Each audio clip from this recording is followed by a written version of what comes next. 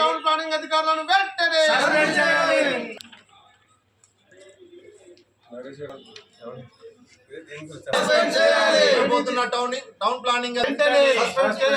నిద్రపోతున్న town planning అధికారులను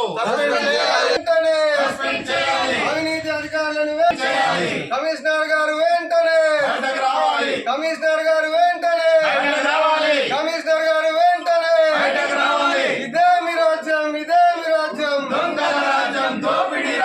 ఇదే మీ రాజ్యం జై జై మాతా జై జై మాతా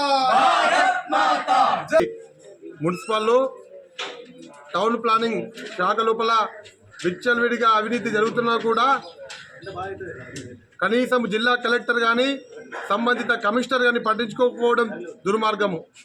పట్టణంలో కొత్త ఇల్లు కట్టాలంటే పర్మిషన్ ఇవ్వాలంటే లక్షల రూపాయలు వాళ్ళకు లంచం ఇవ్వవలసిందే. కానీ ఇక్కడ ఉన్నటువంటి అధికారులు కానీ జిల్లా కలెక్టర్ కానీ పాలనా అధికారులు కానీ ఏమాత్రం కూడా నిఘా పెట్టకుండా ఇవాళ విచ్చలవిడిగా ఇక్కడ అవినీతి జరుగుతున్నా కూడా ఏ అధికారి కూడా పట్టించుకోకపోవడం సిగ్గుచేటు.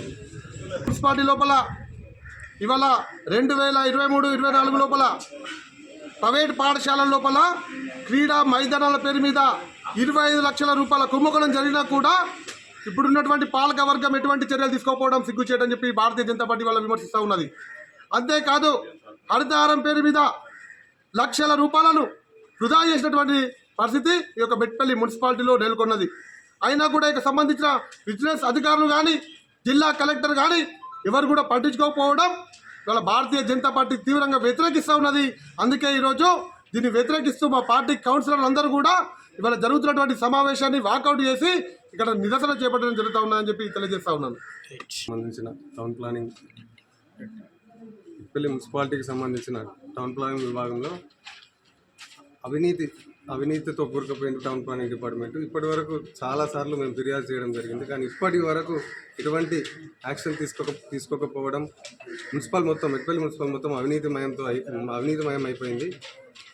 దీనిపై కలెక్టర్ గారు లేదా మున్సిపల్ కమిషనర్ గారు చర్యలు తీసుకొని ఇట్లాంటి అధికారులను గుర్తించి చర్యలు తీసుకోవాలి, లేదంటే సస్పెండ్ చేయాలి. లేని పక్షంలో మా భారతీయ జనతా పార్టీ తరఫున నిరసనలు ఇంకా తీవ్రమవుతాయని చెప్పి మేము హెచ్చరిస్తున్నాం.